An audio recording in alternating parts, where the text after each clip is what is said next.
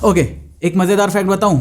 अभी करंटली दुनिया की पॉपुलेशन 8.2 बिलियन है और एप्पल अभी तक 3 बिलियन आईफोन्स बेच चुका है। मतलब हर 3 इंसान के लिए एक आईफोन। और आज से ठीक 1 महीने बाद इस नंबर को और बढ़ाने के लिए एप्पल अपना नया आईफोन लेकर आने वाला है। और इस बार के प्रो आईफोन में अपग्रेड हुआ है या डाउनग्रेड, वो मुझे वीडियो देखने के बाद आप लोग लास्ट में बताना। अभी आईफोन 17 के 17 चेंजेस के बारे में बात करते हैं, स्टार्टिंग विद डिजाइन। एप्पल अपने प्रो फोन्स को प्रीमियम बनाने के लिए इसमें प्रीमियम मेटल दिया करता था, लेकिन इस बार प्रो और नॉन प्रो दोनों के अंदर आपको एल्यूमिनियम बॉडी मिलेगी। अब ऑब्वियसली आपके मन में सवाल आ रहा होगा, क्यों? जवाब बहुत ही सिंपल है। एप्पल का टाइटेनियम एक्सपेरिमेंट एक शॉर्ट टर्म फ्लेक्स था। फोन्स में टाइटेनियम की जरूरत कभी थी ही नहीं। एप्पल के पास कुछ करने के लिए नहीं था, तो इनोवेशन के नाम पे मेटल चेंज कर दिया। अब एप्पल ने किया तो ऑब्वियसली सैमसंग को भी करना पड़ा, लेकिन इसका फायदा ना तो यूजर को हुआ ना कंपनी को। उल्टा जिस साल आईफोन में टाइटेनियम आया था उस साल आईफोन की सेल भी कम हुई थी। एल्यूमिनियम यूज करने का दूसरा रीजन प्रॉफिट। आईफोन एप्पल का सबसे बड़ा प्रोडक्ट है और उसका रेवेन्यू 2021 से अभी तक ऑलमोस्ट सेम है। अब अगर एक आईफोन में स्टेनलेस स्टील यूज होता है तो उसमें लगेंगे $30, टाइटेनियम $50 और एल्यूमिनियम सिर्फ $20 से $25 में आपका काम करके दे देगा। तो एल्यूमिनियम यूज करके एप्पल अपना प्रोडक्शन कॉस्ट कम करना चाहता है,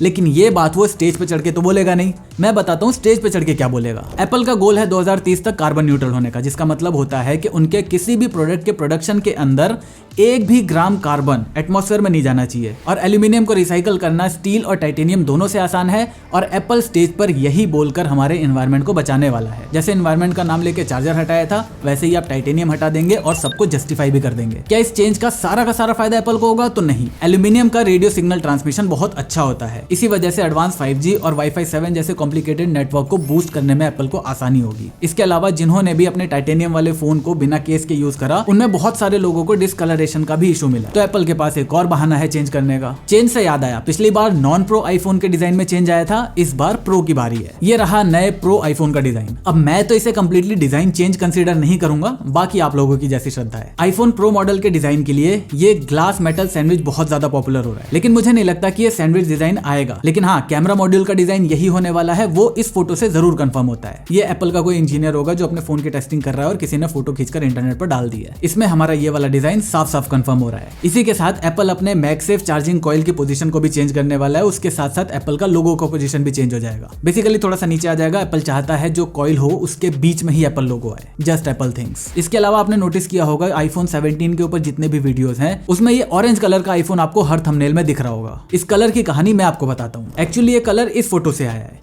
ये आईफोन के कैमरा मॉड्यूल्स की फोटो है, किसी मैन्युफैक्चरर ने लीक कर दी होगी। उसमें ये ऑरेंज कलर की रिंग दिख रही है। इससे लोगों ने ये अंदाजा लगा लिया कि इस साल ऑरेंज कलर का आईफोन आने वाला है। अब अगर आप एप्पल के लीक्स को फॉलो करते हो तो पिछले 3 साल से ये बात निकल के आ रही है कि कुछ कॉपर, ऑरेंज या ब्रॉन्ज कलर का आईफोन आने वाला है, लेकिन वो कभी लॉन्च नहीं होता, बस लीक्स में रह जाता है। तो अब मेरे हिसाब से एप्पल हर साल अपने प्रो आईफोन के लिए 2-3 प्राइमरी कलर बनाता है। अब उसकी मल्टीपल साइकोलॉजिकल टेस्टिंग करी जाती है कि उस कलर को देखकर लोगों का क्या रिएक्शन आ रहा है और उनके दिमाग में क्या चल रहा है, और एंड में सिर्फ एक ही कलर फाइनल किया जाता है। तो ये जो ब्रॉन्ज या ऑरेंज कलर के बारे में आप हर साल सुनते हो, मेरे हिसाब से हर साल इसकी टेस्टिंग जरूर करी जाती है, बट ये फाइनल स्टेज तक नहीं पहुंच पाता। इस साल पहुंचेगा या नहीं वो मुझे भी नहीं पता। पर्सनली मुझे ये कलर सच में इतना ज्यादा प्रीमियम नहीं लग रहा according to the Apple psychology. बाकी ये कलर अगर आता है तो आप इंटरेस्टेड रहोगे या नहीं वो मुझे कमेंट करके जरूर बताना। बेस आईफोन 17 में जो नॉर्मल बेसिक कलर होते हैं वो तो रहेंगे ही, उसके अलावा ये 2 नए कलर्स और ऐड हो रहे हैं। पर्सनली ये पर्पल वाला मुझे काफी अच्छा लग रहा है। अब अगर आप सोच रहे हो कि मैं आईफोन 17 एयर इस साल के सबसे हॉटेस्ट फोन को मिस कर रहा हूं, तो नहीं, उसके बारे में हम लास्ट में बात करेंगे। इसके अलावा आईफोन 16 और 17 में कोई चेंज नहीं है। चेंज सिर्फ आपको कलर में ही देखने को मिलेगा। चेंज अगर आएगा तो वो डिस्प्ले के अंदर आएगा, और मेरे हिसाब से इसी चेंज के ऊपर पूरा आईफोन 17 बेस्ड होगा। पहले महंगे वाले फोन के चेंजेस बताता हूँ। हम पिछले 2 बार से सुन रहे हैं कि डायनामिक आइलैंड का साइज छोटा होगा। इस बार फाइनली वो छोटा होने जा रहा है और एप्पल इसके लिए एक मेटा लेंस का यूज कर रहा है। देखो, ट्रेडिशनल लेंस जो होता है उसमें कई सारे ग्लासेस का यूज करना पड़ता है, जिससे ओवरऑल असेंबली जो होती है वो थोड़ी चौड़ी बनानी पड़ती है। लेकिन मेटा लेंस की हेल्प से ये 5-6 ग्लास के जो लेंस है उनको सिर्फ एक ग्लास से रिप्लेस करा जा सकता है। तो अब जब लेंस और सेंसर के बीच में डिस्टेंस कम हो गया तो उस असेंबली को उतना चौड़ा बनाने की जरूरत ही नहीं पड़ेगी। जिससे हमारा ओवरऑल नॉच का साइज कम हो जाएगा। iPhone 17 और 17 एयर दोनों के अंदर प्रोमोशन डिस्प्ले यानी 120 हर्ट्ज रिफ्रेश रेट आएगा, लेकिन ये प्रो वाले 120 हर्ट्ज से थोड़ा सा अलग है। नॉन प्रो आईफोन की डिस्प्ले हमेशा 120 हर्ट्ज पे चलेगी, चाहे आप कुछ भी कर रहे हो। प्रो वाले आईफोन के अंदर आपकी डिस्प्ले 1 से 120 हर्ट्ज तक जाएगी, डिपेंडिंग ऑन आप अपने फोन के साथ क्या कर रहे हो। इसके अलावा पिछले साल iPhone 15 Pro और 16 Pro के साइज में उतना ज्यादा डिफरेंस नहीं आया था, लेकिन 16 Pro की बेजल्स को कम करके 6.1 इंच से उसे 6.3 इंच कर दिया गया था।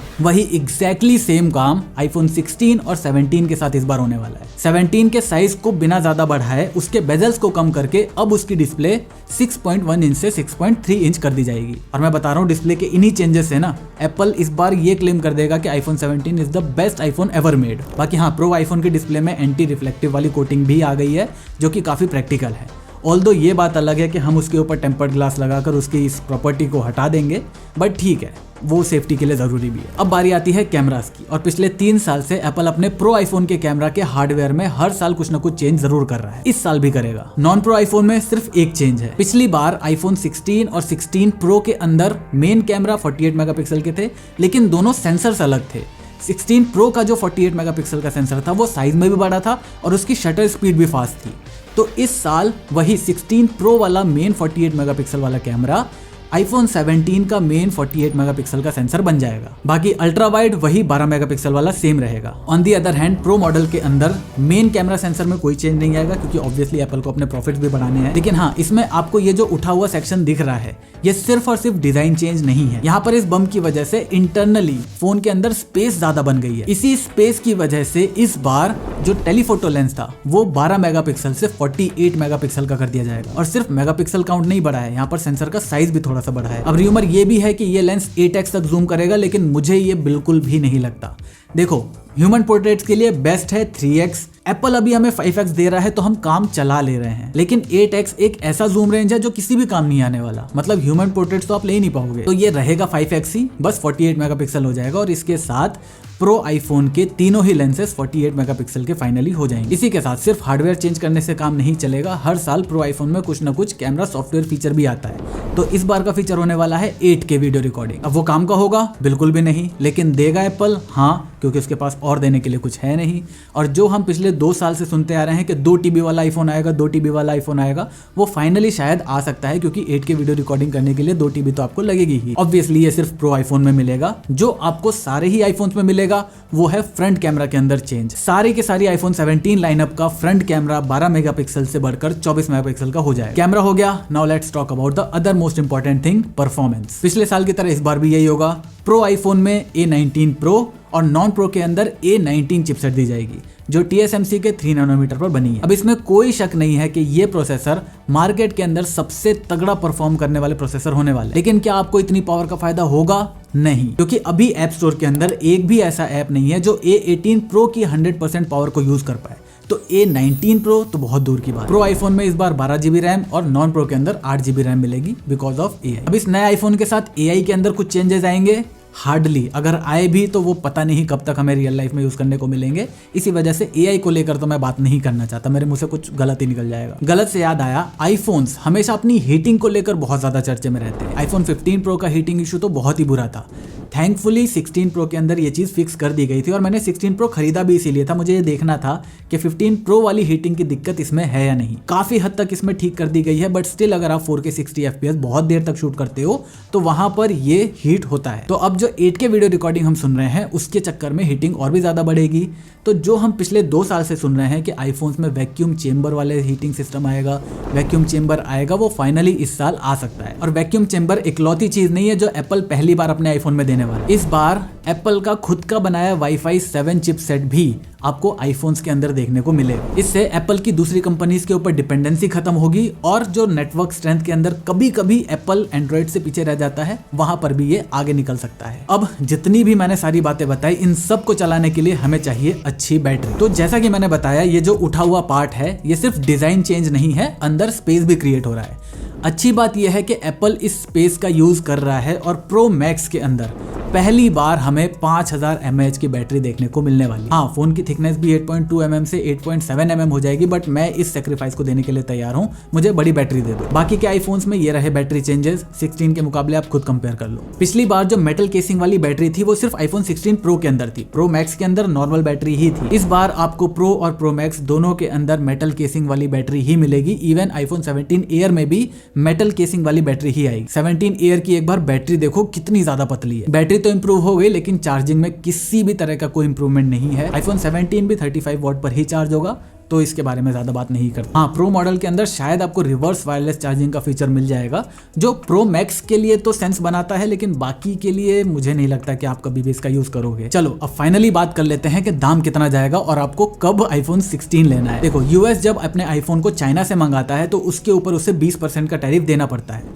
अगर वही फोन वो इंडिया से मंगाएगा तो उसको अभी कोई टैरिफ नहीं देना पड़ेगा। इसीलिए इस साल के फर्स्ट हाफ में लगभग 24 मिलियन आईफोन इंडिया से शिप हुए हैं और उसमें से 78% यूएस में गए हैं। इसीलिए यूएस में बिकने वाले मैक्सिमम फोन इंडिया में बने होते हैं। लेकिन अब इस चाचा ने 50% का टैरिफ इंडिया पे लगा दिया है, तो क्या अब यूएस में आईफोन महंगा हो जाएगा? नहीं, क्योंकि अभी स्मार्टफोन और कंप्यूटर का कंपोनेंट्स वगैरह पर कोई भी टैरिफ नहीं लगेगा। तो टेक्निकली आईफोन 17 का प्राइस भी सेम होना चाहिए, तो ऐसा भी नहीं होगा, क्योंकि इस इंसान का कुछ भरोसा नहीं। कल को उठ को कहेगा कि भाई जितने भी कंप्यूटर्स हैं या मोबाइल पार्ट्स हैं उन पर आपको 25% टैरिफ देना पड़ेगा। अगर आप इंडिया से मंगा रहे हो, चाइना से मंगा रहे हो, 40% देना पड़ेगा।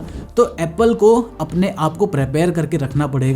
इसीलिए इस साल जितने भी आईफोन्स होंगे उनमें आपको $50 का इंक्रीमेंट देखने को मिलेगा। इसके हिसाब से ये रहे नए आईफोन के प्राइस चेंजेस। अब इंडिया के अंदर हो सकता है नॉन प्रो आईफोन में कोई प्राइस चेंज ना आए, लेकिन प्रो आईफोन के अंदर 5 से 10 हजार एक्स्ट्रा मान के चलो। अब बात करते हैं इस साल के सबसे पॉपुलर और सबसे नॉन प्रैक्टिकल आईफोन की, आईफोन 17 एयर। इस बार कोई भी प्लस मॉडल नहीं आ रहा क्योंकि वो बिकते नहीं है। अगर मैं आईफोन 14 सीरीज की बात करूं तो उसकी टोटल सेल्स में केवल 11% आईफोन 14 प्लस बिके थे। 15 सीरीज में सिर्फ 9% और 16 सीरीज में सिर्फ 10% 16 प्लस फोन बिके थे। तो जब लोग इस फोन में इंटरेस्टेड हैं ही नहीं तो एप्पल इसे क्यों बेचे? इसी को रिप्लेस करेगा आईफोन 17 एयर और मुझे लगता है कि 16 प्लस से ज्यादा मॉडल 17 एयर के बिकेंगे। सैमसंग S25 एज क्यों नहीं बिका? क्योंकि वो एक फोन था। IPhones are not just phones, they are fashion accessories. लोग ट्राई करने के चक्कर में इतने फोन्स खरीद लेंगे जितना एप्पल ने सोची भी ना होगी। एक बार स्पेसिफिकेशन भी सुन लो, 6.6 इंच की एमोलेड डिस्प्ले होगी 120 हर्ट्ज वाली। इसमें भी नॉन प्रो वाला A19 चिपसेट ही होगा, लेकिन परफॉर्मेंस शायद उससे भी कम होगी क्योंकि हीटिंग कंट्रोल करने के लिए इसमें कुछ है ही नहीं। ये रहे आईफोन 17 एयर के पॉसिबल कलर्स और इस फोन का सबसे बड़ा सेलिंग पॉइंट होगा इसका 5.5 mm का पतला होना। और क्योंकि ये फोन इतना पतला है और इस फोन के साथ आईफोन 6 जैसा कांड ना हो जाए उसके चक्कर में इसमें आपको टाइटेनियम फ्रेम मिलेगा। और ये एक एक्चुअली प्रैक्टिकल जगह है जहां पर फ्रेम का मटेरियल मैटर करता है। इसके अलावा फोन में सिर्फ 2800 mAh की बैटरी है और अगर मैं एप्पल के महान ऑप्टिमाइजेशन को भी कंसीडर कर लूं तो भी A19 और 6.6 इंच जैसी बड़ी डिस्प्ले के लिए ये बैटरी कम है। बाकी जो आईफोन 17 के अंदर मेन 48 मेगापिक्सल का सेंसर है, वही एक सेंसर आपको आईफोन 17 एयर के अंदर भी मिलेगा। अब कहा यह जा रहा है कि इसमें आपको सिंगल स्पीकर ही मिलेगा, लेकिन मेरा दिल नहीं मान रहा कि ऐसा हो सकता है, क्योंकि अगर ऐसा हुआ तो इसका मल्टीमीडिया एक्सपीरियंस बहुत ही खराब होगा। क्योंकि स्पीकर्स आप चाहे जितने अच्छे डाल दो, अगर मूवी देखते टाइम अगर आपको आवाज सामने की जगह लेफ्ट या राइट से आए तो फिर वो बहुत ही ज्यादा अनोइंग होता है। या तो स्पीकर्स को ऐसे डिजाइन करा जाएगा कि वो एक्चुअली सामने से फील होंगे, भले वो सिंगल स्पीकर हो लेकिन आवाज सामने से आती हुई फील होगी, या फिर इसमें डुअल स्पीकर होगा। अगर सिंगल स्पीकर आया तो एक्सपीरियंस सच में बहुत खराब होगा। प्राइसिंग की बात करें तो यूएस में $899 का हो सकता है प्लस टैक्सेस। इंडिया में आते आते ये 90,000 या 1 लाख रुपए का भी हो सकता है, जो कि S25 Edge से अभी भी सस्ता है, विच इज वेरी इंटरेस्टिंग। बाकी मुझे आप लोग एक बात बताओ, ऐसा भी तो हो सकता है कि इस बार के आईफोन 17 को 17 ना कह के आईफोन 26 बोला जाए, जैसा उन्होंने iOS के साथ किया था। 70% मुझे लगता है ऐसा होगा नहीं, बाकी आप लोग कमेंट करके बता दो। बाकी ये नए आईफोन्स आपको 9, 10, 11 सितंबर में कभी भी लॉन्च होते हुए देखने को मिल सकते हैं। आप बताओ कि आप आईफोन 17 के लिए एक्साइटेड हो या नहीं, और कौन सा ऐसा फीचर है जिसके लिए आप सबसे ज्यादा एक्साइटेड हो। बाकी अगर आप एक Xiaomi पगलू हो और आपको लग रहा है या फिर आप दुखी हो कि Xiaomi का हाल इतना बुरा इंडिया में क्यों है, तो उसके लिए आप यहाँ पहुंचो, मैं आपसे वहीं मिलता हूँ।